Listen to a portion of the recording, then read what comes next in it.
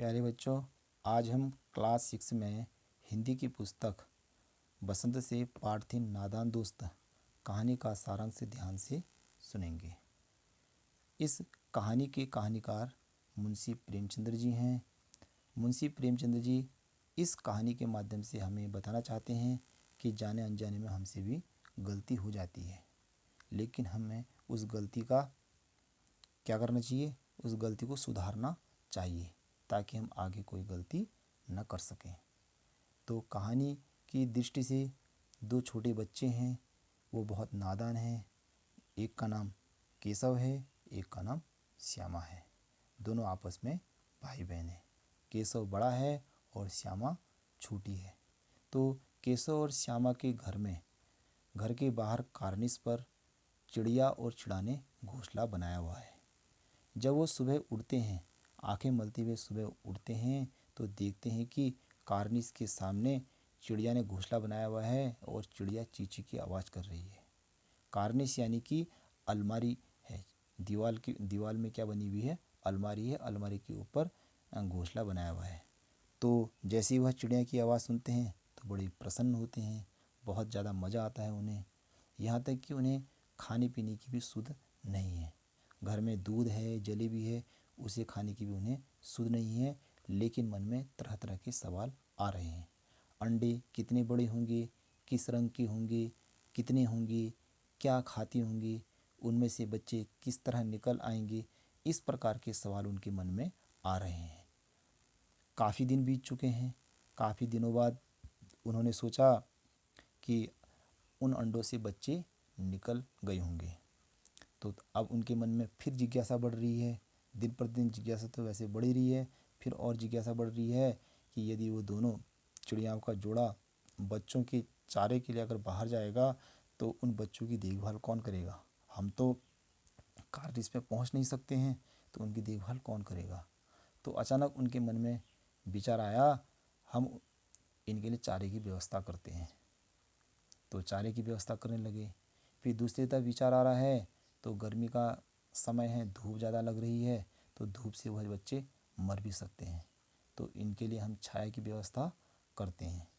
तो केशव अपनी छोटी बहन से कहता है, आप जाइए फटे पुराने कपड़े लेकर आओ, जिससे मैं चादनी बनाऊंगा। आप भी देखते हैं ना, जब घर में या पड़ोस में जब शादी विवाह होता है तो हम क्या करते हैं, मेहमानों को छाया मिले करके हम घर के चारों तरफ क्या लगा देते हैं, चादनी लगा देते हैं, और उसके नीचे हमारे घर के मेहमान बैठते हैं। तो ऐसे वह भी सोच रहे हैं कि हम उन पुराने कपड़ों से चादनी बना लें। लेकिन अचानक केशव के मन में विचार आता है, चादनी लगाने में तो बहुत ज़्यादा समय लगेगा, क्यों ना जो घर में कूड़ा फेंकने वाली टोकरी है, उस टोकरी को हम उसके ऊपर रख देते हैं। तो श्यामा कहती है, भैया उस टोकरी के बीच में तो छेद है, तो उससे तो धूप अंदर चली जाएगी। तो केशव कहता है, मैं उस छेद को बंद कर दूंगा, आप टोकरी लेके आइए। तो वह टोकरी लेके आती है। केशव उस टोकरी के ऊपर कागज़ लगा देता है और फिर माँ के सोने का इंतज़ार वो दोनों करते हैं। कैसे ही माँ सोए और मैं कार्निस पर चढ़ूँ और टोकरी को रख दूँ ताकि चिड़िया के बच्चों को छाया मिले।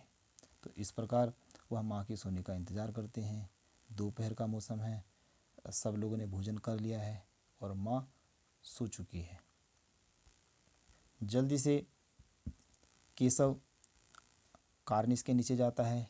कार्निस के नीचे एक खिड़की है।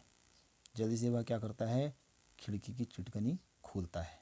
इस प्रकार की वह खिड़की है, वह खिड़की की चिटकनी खोलता है और चढ़ने की कोशिश करता है, लेकिन वह कार्निस पर नहीं पहुंच पाता है। इस प्रकार से वह अलमारी बनी हुई है।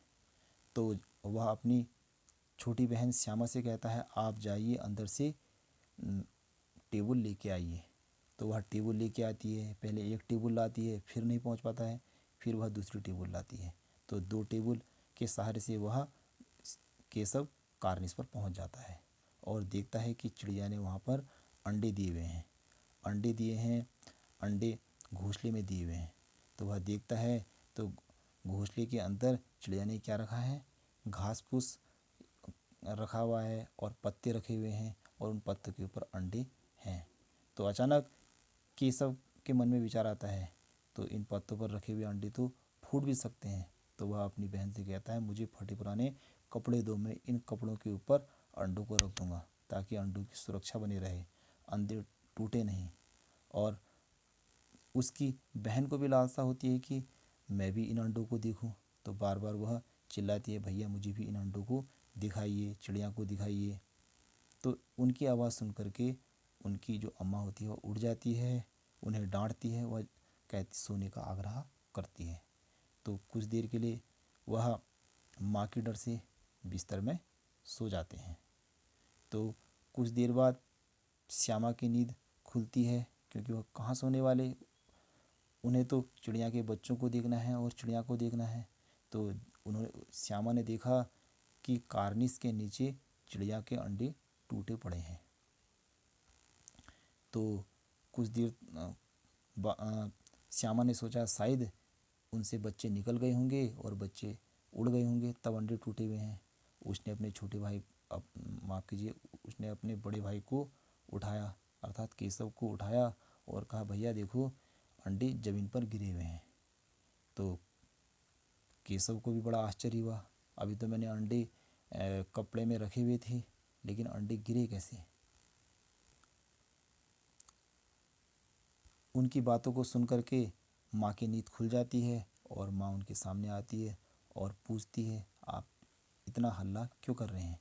तो तब श्यामा के मन में विचार आता है, क्यों ना आज मैं पूरी कहानी अपनी माँ को बता दूँ।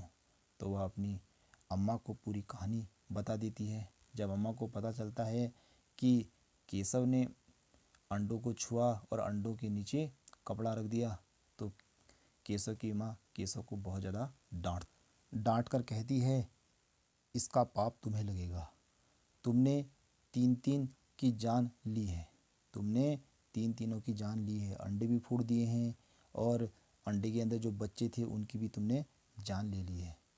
मैंने अब केशव धीरे आवाज़ में कहता है, माँ मैंने तो चिड़िया की मदद करनी चाहिए, मैं क्या जानता कि चिड़िया के अंडे छूने से चिड़िया उन अंडों को फोड़ देगी। तो तब माँ ने बताया, देखो छुए अंडों को, अगर हम अंडों को यदि छू देंगे तो चिड़िया कभी भी उन अंडों को नहीं सेकेगी, इसलिए उसने अंडे गिरा दिए। ऐसा किसने कहा, अम्मा ने कहा। ऐसा सुनकर के केशव को बहुत ज़्यादा दुख होता है, मनी मन क्या होता है, उसे बहुत ज़्यादा दुख होता है और कहता है, मैंने तो सुरक्षा के चक्कर में क्या किया, अंडों के नीचे कपड़े लगा दिए, मैं क्या जानता कि चिड़िया इन अंडों को तोड़ देगी, सब कुछ बर्बाद कर दिया मैंने। ऐसा उसे अपने ऊपर बहुत गुस्सा भी आ रहा है। इसके बाद क्या होता है, चिड़िया रुष्ट होकर के वहाँ से चली जाती है और कभी भी उस कार्निस पर नहीं आती है। तो दोनों जो बच्चे हैं केशव और श्यामा को अपनी गलती का एहसास होता है और वह अपनी माँ के सामने संकल्प लेते हैं, माँ मैं अब जीवन में कभी भी ऐसी गलती नहीं करूँगा। तो इस प्रकार की ये कहानी थी। तो अब देखो छोटे बच्चों ने गलती की और गलती करने के बाद उन्होंने माँ के सामने संकल्प लिया, मैं कभी ऐसी गलती नहीं करूँगा। ठीक ऐसे ही हमें भी अगर जाने अनजाने में हमसे भी कोई गलती यदि हो जाती है तो हमें भी उस गलती को सुधारने का प्रयास करना चाहिए। यदि हम अपनी गलती को सुधारने का प्रयास करेंगे तो कभी भी ऐसी दोबारा गलती नहीं करेंगे।